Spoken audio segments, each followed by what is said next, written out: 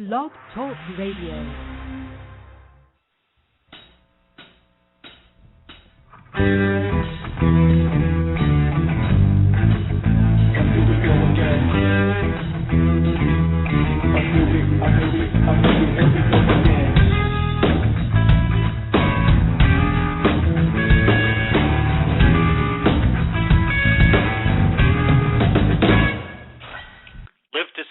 You're listening to Fast Forward Radio on the Blog Talk Radio Network.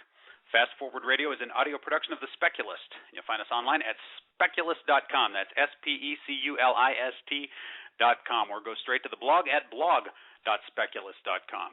At the Speculist and on Fast Forward Radio, we explore a convergence of emerging technologies and emerging possibilities which lie at the heart of this, the greatest period of transformation in human history. Our world is changing in ways that are difficult to predict, sometimes even difficult to imagine.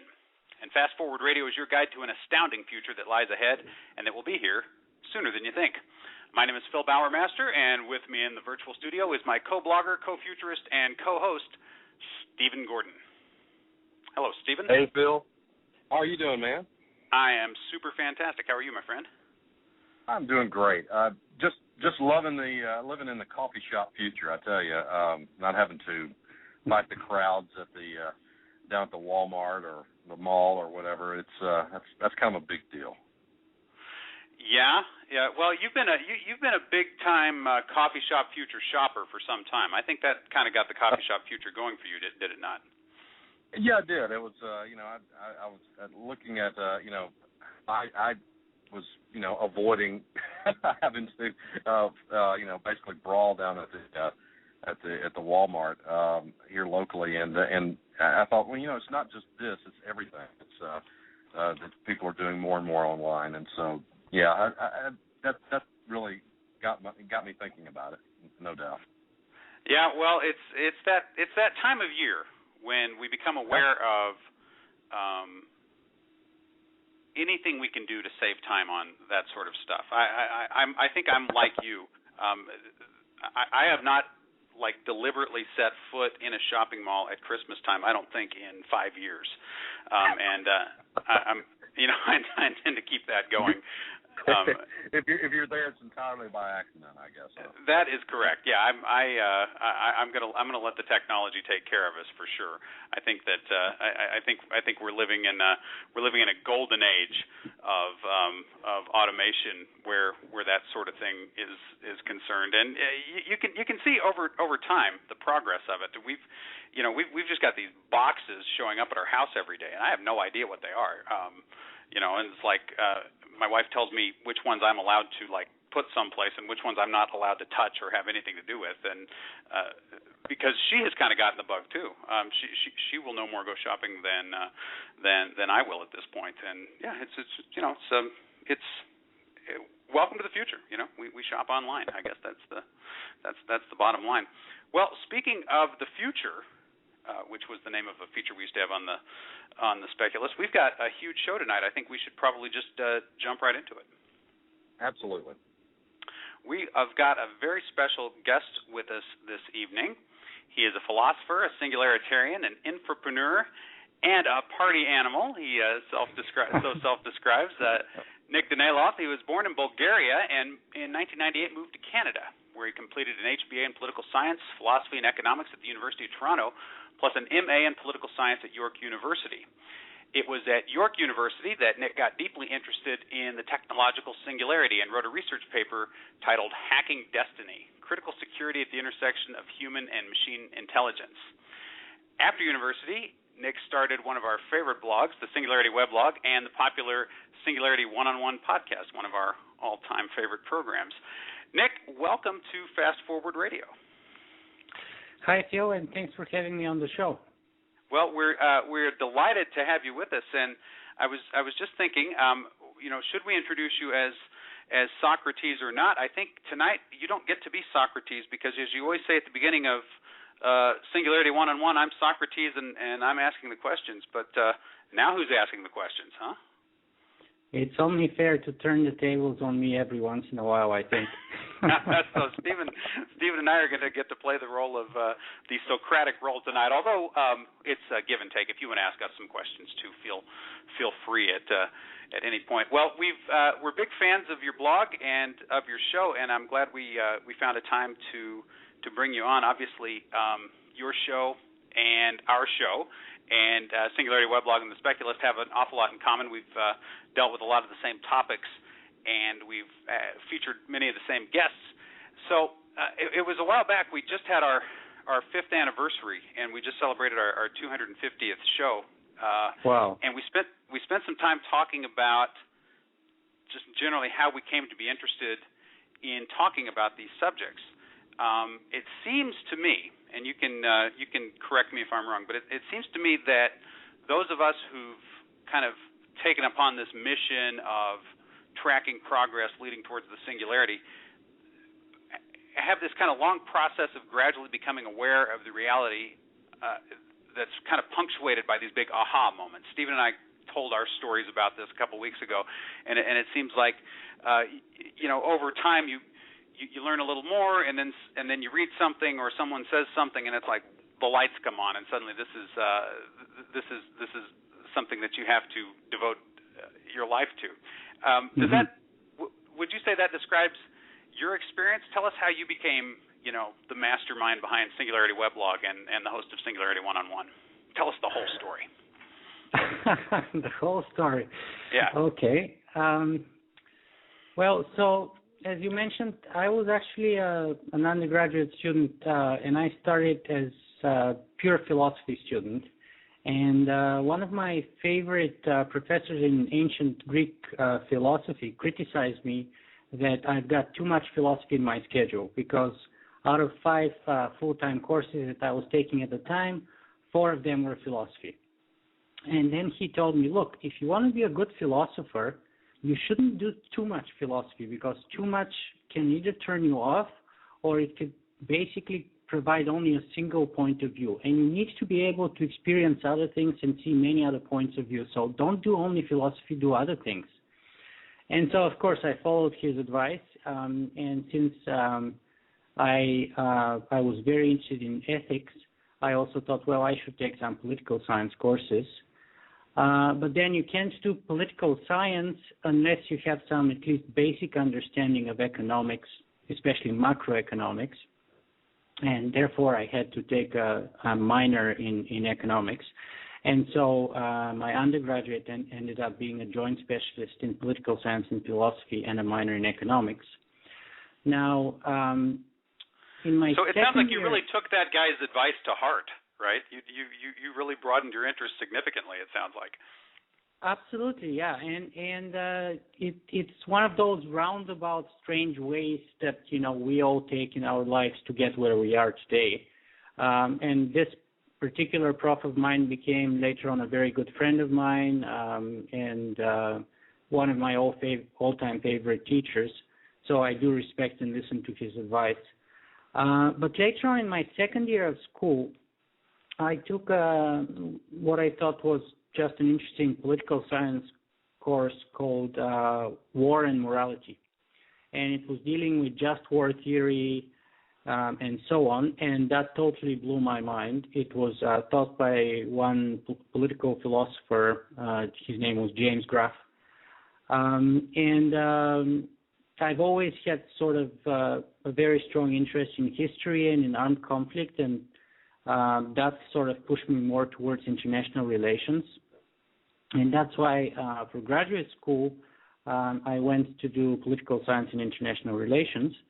The problem is that, and my specialty was armed conflict, but you can only do so many depressing books and movies about people being killed on mass scale, and you can only see so many movies about that, and there comes a point in which, at least for me, I basically had to either become very depressed or find something better and more optimistic to do. And that was, I think, towards the end of my master's degree when I was actually looking for a topic for my thesis. And I was looking for something new that wasn't, overdone, that's sort of cutting edge, that's interesting, and perhaps a little bit unique rather than, doing an analysis of World War I or World War II or whatever, something that's, people have wasted acres and acres of Amazon forest to write stories about that probably nobody's ever heard of. Sure, all the minutia, all the intricacies of what led up to that, and probably day by day what occurred throughout that period, right? Absolutely, yeah. So then I can't specifically remember how I happened to fall into Ray Kurzweil, but I remember that I went to the library and I basically took out the Singularity Near. And I think I read it in a day and a half or 2 days, and it totally blew my mind.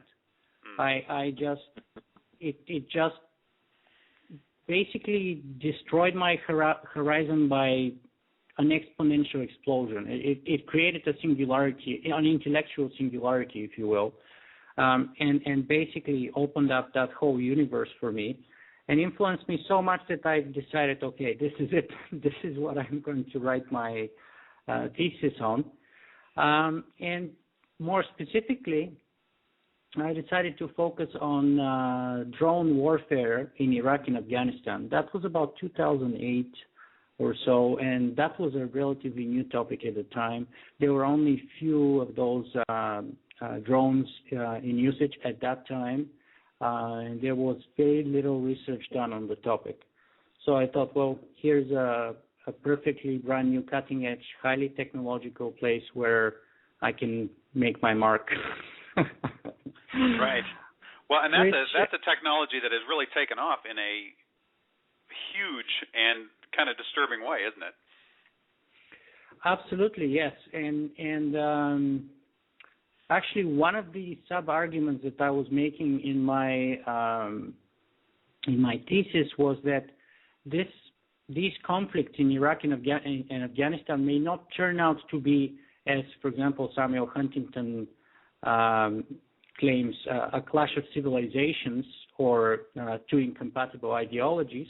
But in retrospect, eventually it may turn out to be the first time in history when machines started making decisions whether a human being would live or die. And maybe the first shots where at a very rudimentary level, machines fought men in one way or another. Because right now, as many of our viewers probably know, the latest models of the drones are basically almost fully automatic. They can even refuel in the air. And the only part where an operator is required is the decision to bomb or not to bomb, that is to kill or not to kill. But everything else has been automated. Of course, it can be overwritten and it can be put in manual mode, but they can take off, they can land on their own, they can fly over the zone that they need to patrol, and they can loiter in the air for as long as necessary until they see and identify a target. And then that's where the human operator makes the decision usually whether to bomb or not to bomb. Right. But as we know with all automatization processes, eventually we're going towards higher automatization, not lower. And that means that, of course, even that decision eventually would be automated. And that to me was a very scary, thing to consider. So that was one of the reasons why I decided to write a thesis on that topic. Another reason was, by the way, that, most of the time security in classical sense has been considered as an ethnic or national sort of an issue. So our country's security, our ethnicity's security, etc. But I was trying to break that mold and go beyond our petty nationalism and sort of talk about human security as a global concept, including the human species. Hopefully, if we are able to overcome our divisions in terms of nationality and ethnicity, race, color, and sex, then I argued the most important concept of security is the one that pertains to us as a species, because it might be the case that in the next couple of decades, the security of our species as a whole might be put at risk. Absolutely. Well, you come out the other end of the singularity, and it might be the machine deciding whether humans can be allowed in the loop to make a decision about military strategy, right? I mean, how did your reading of Kurzweil influence your thinking about drones, or did that come later, or was that part of what inspired you to do research in that area? Well, Kurzweil came up as a very sort of a positive voice, saying that, look, we don't need to despair. It can go either way, right? So one predisposition that many people, and I would argue people who are not very well informed have, is the predisposition that, for example, Francis Fukuyama has, which is basically every technology is bad after a certain level of sophistication, and it should be banned. I think I'm greatly oversimplifying his reasoning, but that's basically what it comes down to. At core, that's what he's saying, right?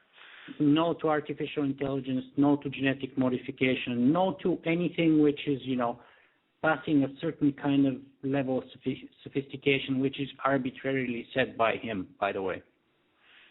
And so I believe that if you get informed sufficiently enough, you would see that there are great dangers, but there are also equally great opportunities and possibilities to be had from going beyond that limit and pushing through it.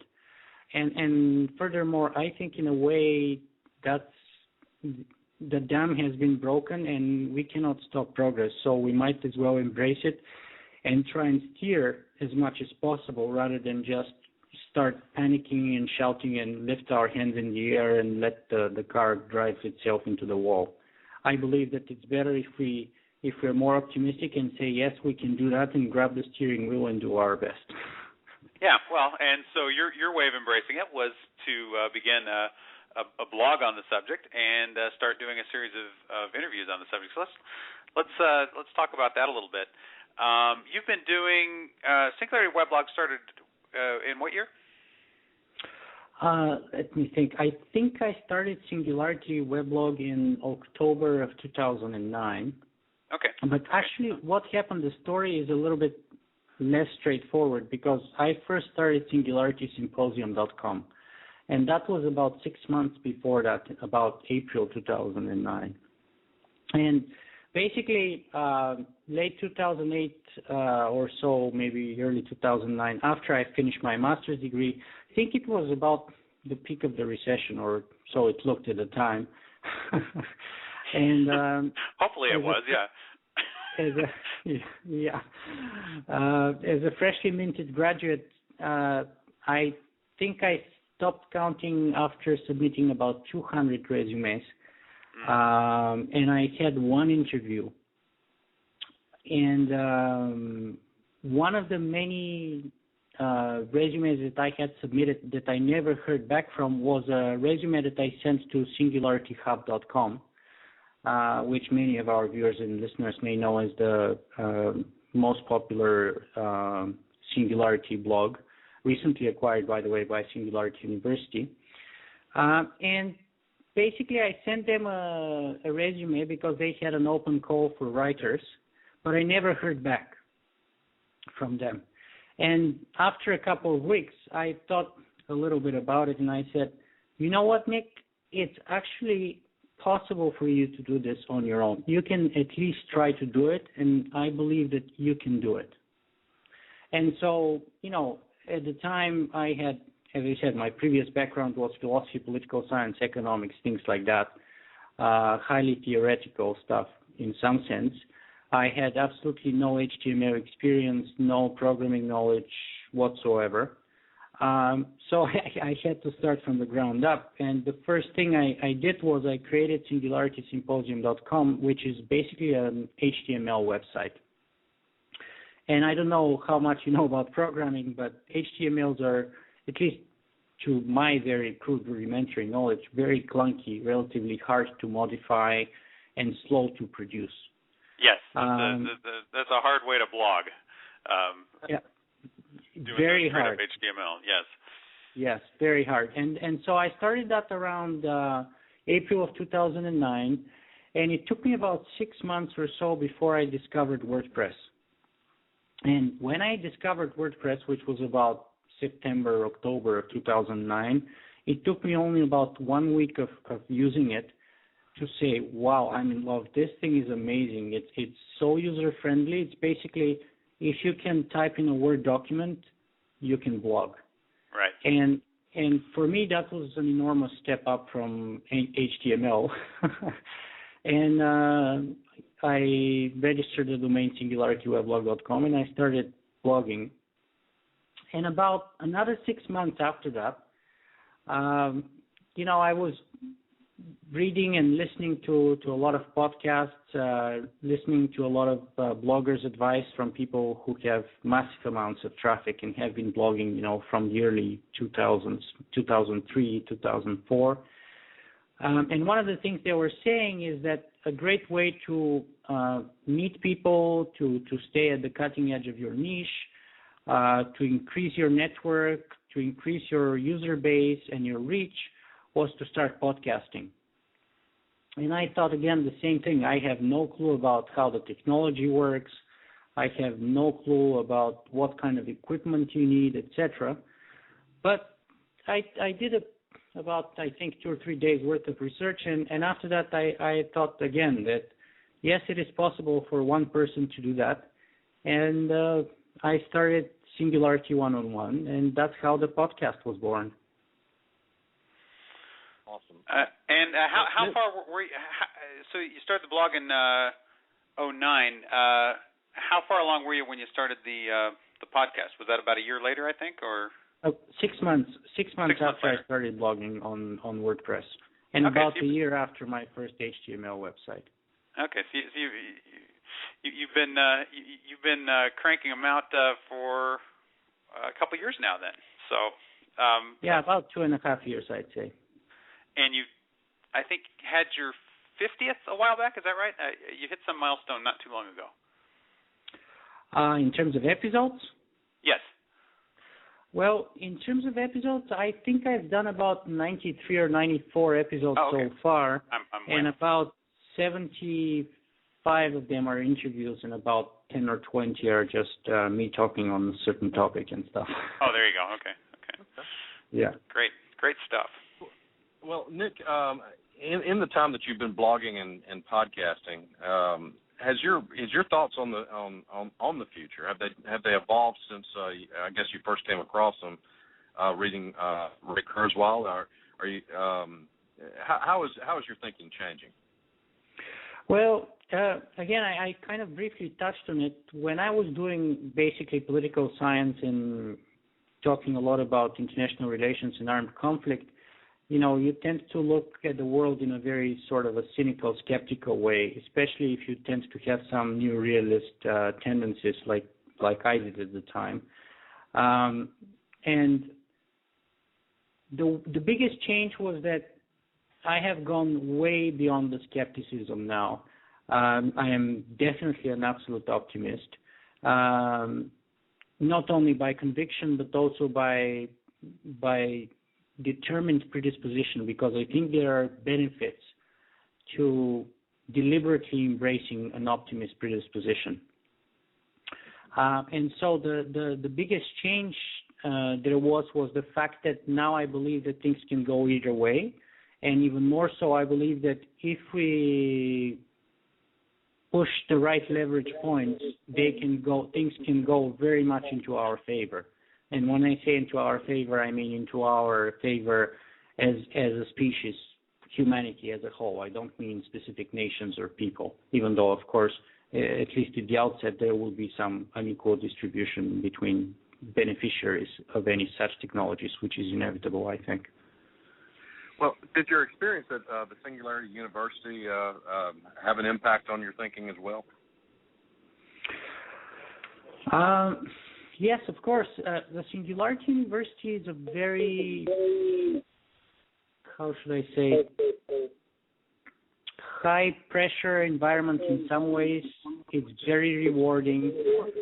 It's very challenging, both intellectually and even physically, because I was getting up usually around 8 o'clock, and we would start having guest speakers around 9, and often we would go until 2 or 3 in the morning. And so I think the last week, actually, I was sleeping an average of an hour to 2 hours per night, and the last 2 days I probably slept between 30 to 60 minutes. Wow. It was absolutely insane. So I was doing about 10 coffees per day. But how long was the program in total? The program is about 10 weeks. 10 weeks, during which I gained about 10 pounds, and I got totally hooked up on coffee. So I had to detox when I came back home, actually. So, Nick, we have a question from the chat room, and this dovetails a little bit to our next question, because we want to talk about what you see as 2 or 3 of the biggest trends that you're currently tracking in both the blog and on your podcast. But the question is from Ken, and he asks, what do you believe is the biggest threat to a positive outcome? That's a good question.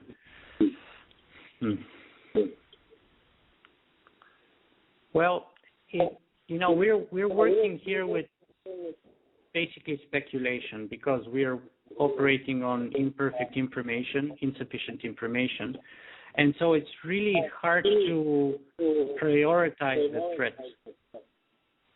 So there's a good chance I might be wrong, but I would say artificial intelligence going awry is a very substantial one. Another one is nanotech, of course. And perhaps, I've got it now. Okay. I think the biggest threat, honestly, is us. I think that if you come up with that positive predisposition that I'm coming from, which is to say that we as humans have the capability to steer in the direction that we want to, the biggest threat is that we may fail to utilize that opportunity. We may fail to understand the implications of our actions, and we may fail to understand the responsibility that we have towards future generations of our actions that we can take today. So in a way, nanotech and AI, those are all dangers, but if we play our cards right, we can have much better chances of surviving and coming out on top, as opposed to if we passively stay on the sidelines of history and observe. And therefore, I would say the biggest threat is with humanity, just like the biggest opportunity. And that depends entirely on the kinds of actions that we're willing to take.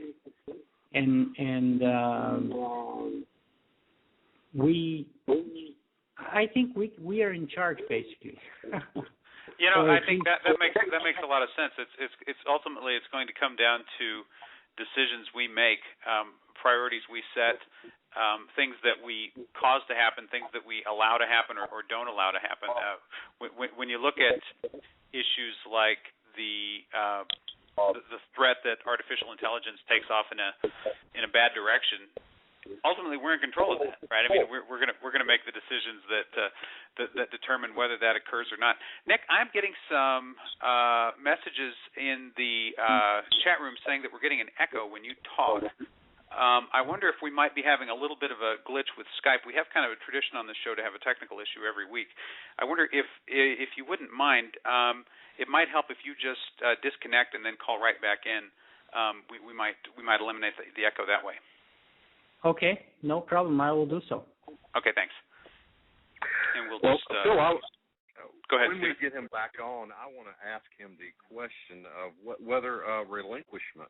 There's danger in attempting to relinquish.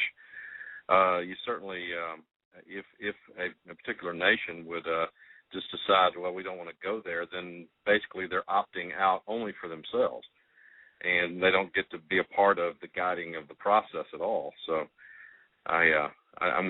we ought to bring that up. I think that absolutely plays huge into the whole question of us being in charge. I think you're in charge whether you make decisions or whether you opt not to make decisions. Nick, do we have you back?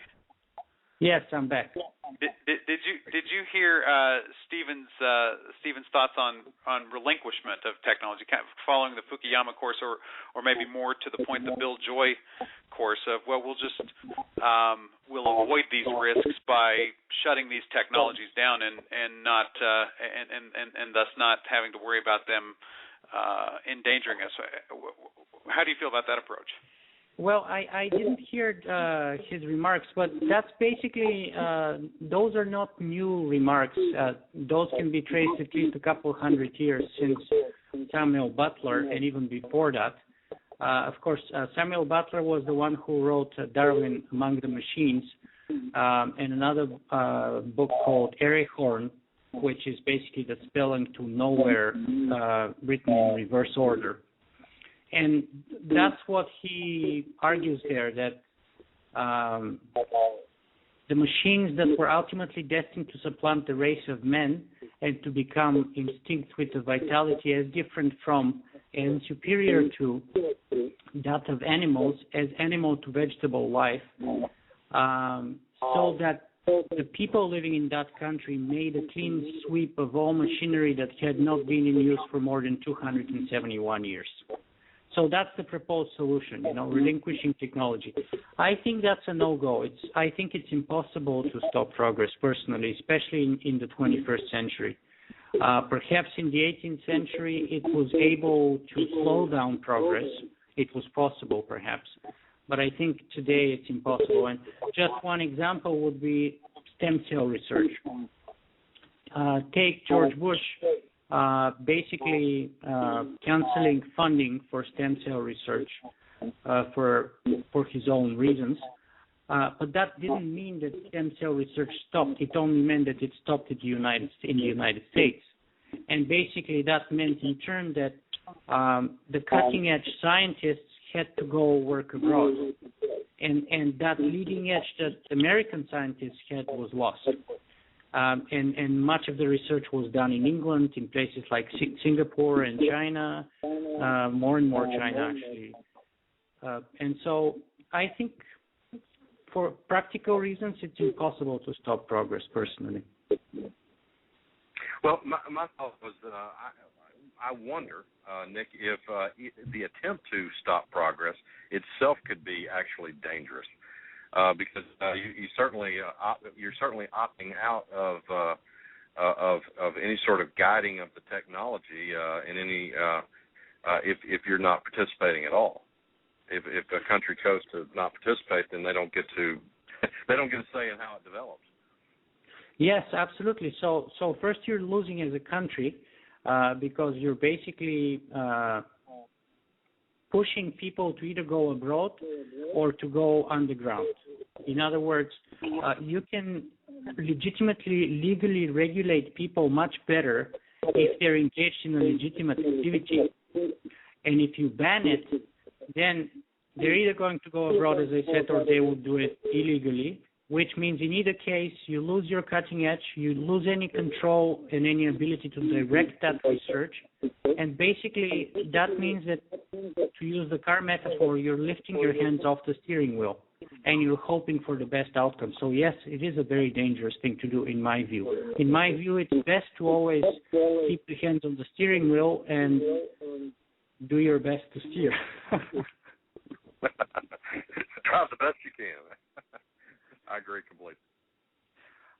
By the way, perhaps I should bring in another point here, going back to the issue about what have changed and what have I learned from blogging and podcasting for about 3 years. And I should probably use this platform for sharing for the first time ever that I'm actually considering writing a book starting in January. And so let's see how the main thesis would reverberate among our listeners today. The thesis is very simple. It can be shared with everybody in one or two sentences. So my working title is called The Magnifying Mirror. And in the book, basically, that's if I'm to put the gist of everything that I've learned for the last 3 years of blogging about the technological singularity and interviewing some of the best people in the field that I could manage to get on my show, that would be the magnifying mirror. And that's, in other way, that's to say, technology is a mirror. So you get what you put into it. It's a reflection of us. It is us. But it's not a perfect mirror. It is a magnifying mirror. And that makes things very tricky. So first of all, we have to take responsibility and we have to consider carefully what we're going to put as an image into that mirror so that eventually it is reflected in the form of technology. But also we have to take into consideration that magnification factor, which can enormously skew the final result from the starting point. And so it can go either way in the very positive sense or the very negative sense of the word. So if you put something and you're aiming to something positive, you start up with that point. But then you also have to take into consideration that magnifying factor and if and whether it can actually totally override the final outcome and change it fundamentally in the opposite direction. And so I don't know how this sounds to our viewers today, but that's my thesis for a book, The Magnifying Mirror. That's what I'm going to be arguing that technology is. Well, that is a fascinating image. I'm intrigued by that image, and I think you're exactly right that the idea that we're seeing this image of ourselves, this magnified image of ourselves, and if the image that it's being given is one that is aggressive or maybe lacks basic safety mechanisms or basic ethical considerations, then what's going to be reflected back is going to be a more powerful and maybe even less safe, less ethical version of the same thing. And that's where the danger and that's where the opportunity is, right? Because going back to the previous point about me deciding that I can actually do blogging entirely on my own, well, that came as a direct result of my realization that technology today provides enormous leverage, right? So what used to take many people, a team of many people, for example, to have a radio station, and you needed to have, a huge transmitter, lots of capital investment in the beginning, then a huge team of people, then a substantial amount of capital, and so on to begin with. Now you can start doing just with your iPhone. Right. As a simple example, right?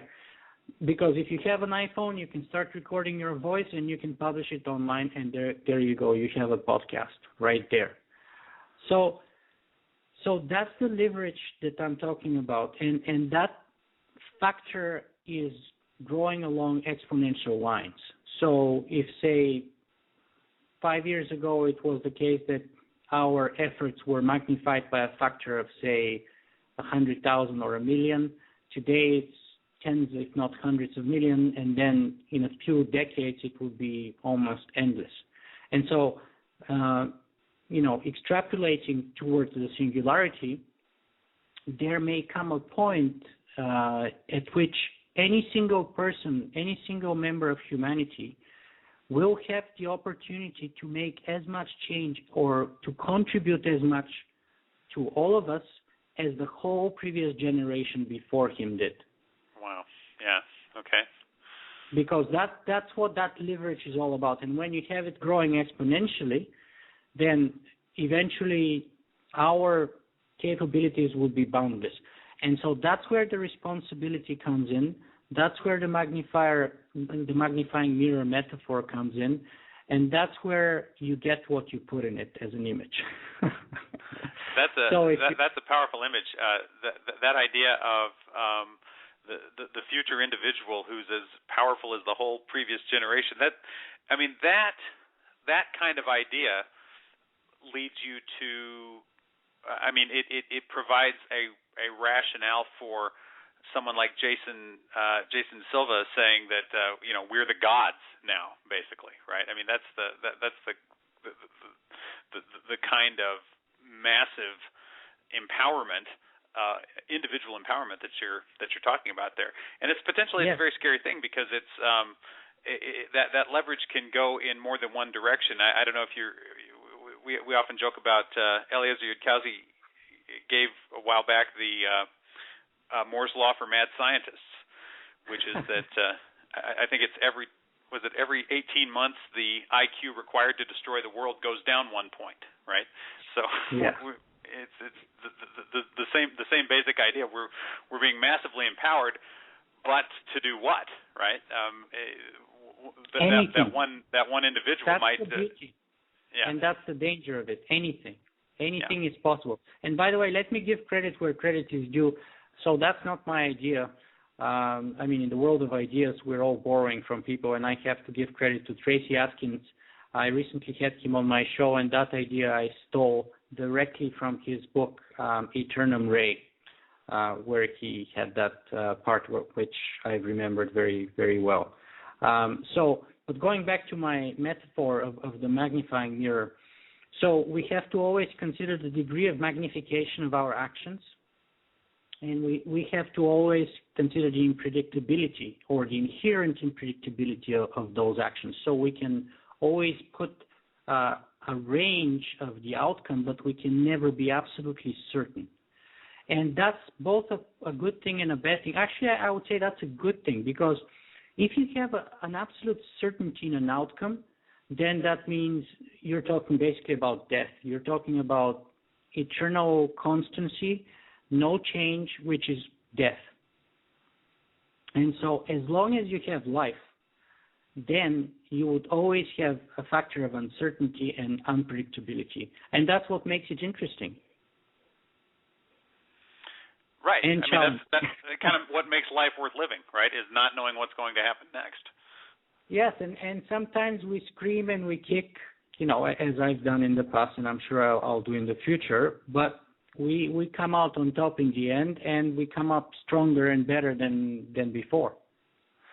So if there's one or two major trends that you're tracking that you see moving us in the direction of the singularity, or things that you have observed since you've been doing the blog or since you've been doing the interviews, what would those one or two major trends be? Well, two of the things that, there's many, of course, but two of the ones that I kind of pay attention to are both artificial intelligence and synthetic biology. So let me start with artificial intelligence. So when I was in Singularity University, I had the very unique chance of riding in the Google robot car. And that's incredible, right? It totally blows your mind. How long of a trip did you take on that? Well, here's the thing. So I took a couple of trips, and the long trip that I took around campus was actually driven by one of the I don't want to call them a teacher, but instructors there, because we didn't have a permission by the local police to turn on the automatic mode. Because we are behind the fence in NASA, and they have like a local police department, so they have their own regulations, of course. And but just looking at the LiDAR inside of the car and the screen. And by the way, I have a video. If people go to my YouTube channel and just search for the Google car, the video is going to come up. And I show the LiDAR and how the car actually sees the world in a three-dimensional sort of a picture by shining laser in a 360-degree view from a little device which is on the roof of the car. And so, yeah, for me, that was one of the trends. That's so cool. And yeah. It's absolutely amazing. And when you imagine that in a few years from now, the cost of that car, by the way, has consistently been dropping. And right now, I think it's within a couple of $100,000. But again, extrapolating, within 5 or 10 years, I wouldn't be surprised at all if normal cars, just like, for example, today you can buy a $30,000 or $35,000 cars with the ability to self-park itself. Right. I'd say in 5 to 10 years we'll be able to buy a $30,000 or $35,000 car that can self-drive itself, and that's absolutely amazing to me. That's mind-blowing, isn't it? Yeah. Not in terms of the car, but in terms of the implications that it has for the whole civilization. Because driving a car is one of the hard things to do, actually. As we know, self-flying a plane is much easier than self-driving a car, for example. But another interesting development in artificial intelligence is, of course, Watson. And I was very happy to interview David Ferrucci, who was the team leader behind Watson. And of course, Watson comes along the tradition of Deep Blue, right, which defeated Garry Kasparov, I think, in 1997, maybe. So yeah, you have all those people are wondering, well, what are the reasons, what are the sort of benchmarks that would show you that we are along the way towards a technological singularity? And, I usually say, of course, nothing is certain, but some of the benchmarks that I see, for example, are already happening. So in 1942, Alan Turing predicted that, one day computers will play better chess than humans. People, didn't take it seriously at the time, and it took about 50-some years for this to happen, but it did happen. When we lost in chess, people said, well, chess is not really a measure of intelligence, language is. Right. Noam Chomsky famously said, I'm as interested in Deep Blue beating Kasparov as, a bulldozer winning the Olympics or something like that in weightlifting. Right. Right, so he was totally disinterested. But then Watson came out and defeated the two best human players in Jeopardy. And, of course, those two players are infinitely better than the average human being at Jeopardy. Right. And so things like that. And then when you add on top of that Google self-driving car, you have Siri. People say, well, Siri is very dumb. Yes, it's very dumb, very stupid, but you can consider it as a toddler, basically, a newly born child, which would only grow and get smarter in time. So give it another decade or two and watch it when Siri is a teenager. Yeah, when you watch Siri grow along the same trajectory that took us from Deep Blue to Watson, you're going to see some really remarkable things happening. Of course, they won't seem remarkable. They'll seem remarkable for about a day. That's the way these things work, and people either get used to it or they say, well, that was never really a big deal, kind of like Chomsky did about the Deep Blue winning the chess match. As soon as Stephen and I have talked about this numerous times, as soon as the computer does it, it's not a big measure of intelligence anymore. To the point where I think one day when they take over the world, someone's going to say, yeah, well, taking over the world isn't actually a proof of intelligence. It's just Well, in some way, they have already taken over the world. I mean, let's think about it. First of all, I just came back home from Calgary. Most of the time when I was going there, I was being controlled by a computer because, pilots nowadays just take off and man the planes. The plane is actually flown by an autopilot most of the time. Then the radar and traffic control is also automated to a great degree. Then you have car traffic control, just traffic lights are also very much optimized by, some crude artificial intelligence, at least in some cities. And there's almost infinite number of examples, train schedules.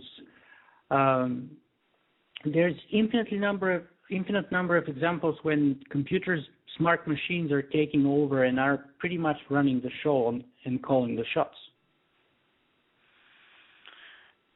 Nick, let me ask you, there's more than one way of defining the technological singularity. Do you have a favorite way that you look at it? At what point is the technological singularity that you define it? Well, I tend to embrace the sort of a more classical definition, and it's also the shortest and simplest one in my opinion, a definition that was originally given by I.J. Good. And if I'm to put the singularity in two words, that would be intelligence explosion. So for me, that's the singularity, intelligence explosion. And if I'm to elaborate a little bit more about that, basically that means that you have come to a moment where there is a positive feedback loop between a specific mind and its ability to self-improve itself rapidly and basically up to the point where it reaches superintelligence. And notice that mind doesn't have to be artificial mind, for example. That's why I like that definition so much, because it doesn't have to be artificial intelligence. It could be our own biological intelligence, but enhanced in one way or another. For example, we can enhance our intelligence by genetic modifications, which would allow us to have bigger, smarter, more efficient brains. That's one way. Or another way is we can go the cyborg way and simply go along what Bernard Vinci calls intelligence amplification route, either directly by plugging things into the brain like microchips, etc., or even indirectly, because, I mean, my cell phone, my computer that I'm talking to you through right now, they're all amplifying my intelligence one way or another, just as they're amplifying my reach and my physical capabilities. So if the intelligence explosion is this recursive improvement of self-improvement of intelligence, yep. And we're already achieving that with devices we have. Are we already in the intelligence explosion, or what makes it an explosion, I guess, is the question. At what point do we say, no, that's really it? The explosion is the gap moment, the singularity moment, right? So say, right now you can say in some ways, if you compare yourself to a member of an Amish community, in some ways at least you're very similar still to each other. And your, capability to enhance yourself with technology is there, but it doesn't make you a god compared to them, who have decided to basically limit their progress or slow it down to, say, 19th century levels, like Samuel Butler suggested, right? Right. But the singularity moment is the moment where you have a gap in the size of an abyss between a creature which becomes almost godlike in its capabilities and a creature which has decided or is not enhanced for one reason or another. And say, at that moment, an enhanced super intelligence, which may be us, may be artificial intelligence, as compared to, somebody who has decided, a Luddite, for example, who has decided to embrace 18th or 19th century technology and limit themselves to there. The difference between those two individuals would be humongous, just like between a god and a mortal. I think that's the moment of explosion. The explosion, okay, so is when that gap becomes apparent, or even if it doesn't become apparent to us, when it's apparent to the intelligence who has it and begins acting accordingly, I suppose. Yes, and then, that gap becomes apparent, but it could come in a couple of ways too. And one way is that it may be, at that moment, may be hopeless for the person or people left behind to join that entity. Unless Nick, you were mentioning several ways it could happen. To me, that is the compelling argument, or one of the most compelling things about the singularity is that it doesn't just have to happen one way or another. There's multiple contingency plans to get us there, I guess you could say. Absolutely.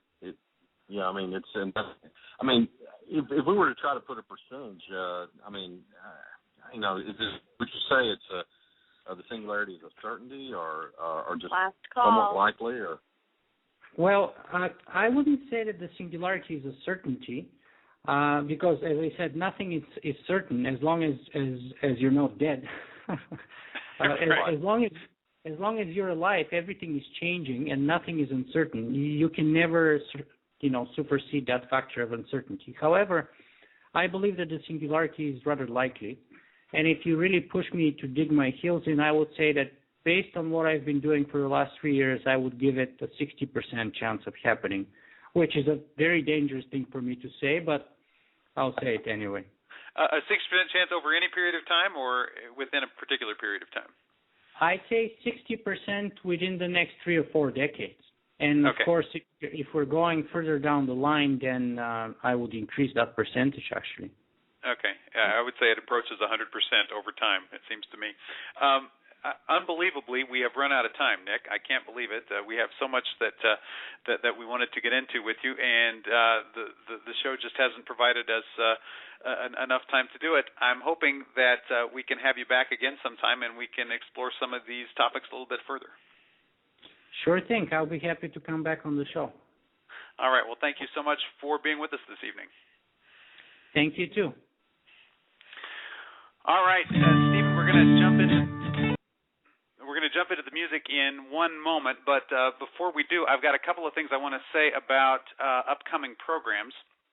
We've got our show next week is going to be on the subject of starting your own Speculist group. So I think people starting your own FastForward Radio type group. So for those who are interested in doing that sort of thing, we're going to be talking a little bit about how that works, and in the process talk about what kinds of ideas might come up in a group like that. Of course, we have a group like that going every week in the chat room, so I know our regulars are going to want to participate in that. 2 weeks from tonight, Ramez Nam is going to join us. He's going to be talking about his new novel, Nexus. And 2 weeks from tomorrow night is going to be our we're not doing a Christmas show this year, Stephen. We're doing something a little bit different, aren't we? We are. And and my question to you, Phil, is how much do we want to reveal at this point? I think we've got to let. I think those who've tuned in tonight get to find out. I'm going to tell you right now. For those who haven't been keeping track, according to the Mayan calendar, the world is going to end 2 weeks from Friday. So we're doing a special End of the World Fast Forward Radio on Thursday night, the 20th of December. We hope you'll all be able to join us. It'll be at a special time. It'll be an hour later than normal. We're going to have some special guests. It's going to be a lot of fun, and it is the end of the world on Fast Forward Radio. So I hope you'll be able to join us. And I would suggest that you catch this live, it may not be a chance to catch it later. So, catch this one live. This one you want to tune into live, absolutely. All right, Steve, what's our music? Our music tonight is Roll With It by the band All of the Above. Roll With It by All the Above. Thanks, Stephen. Thanks, everyone, for being with us, and we will be back again next week at the regular time. Hope you'll all be able to join us, and until then, live to see it.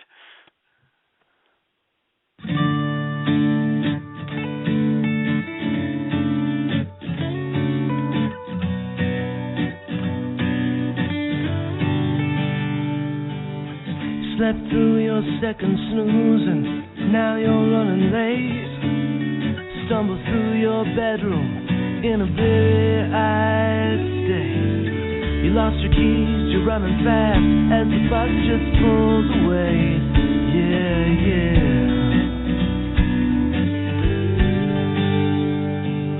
Well, there's only one way this river can flow. Instead of holding on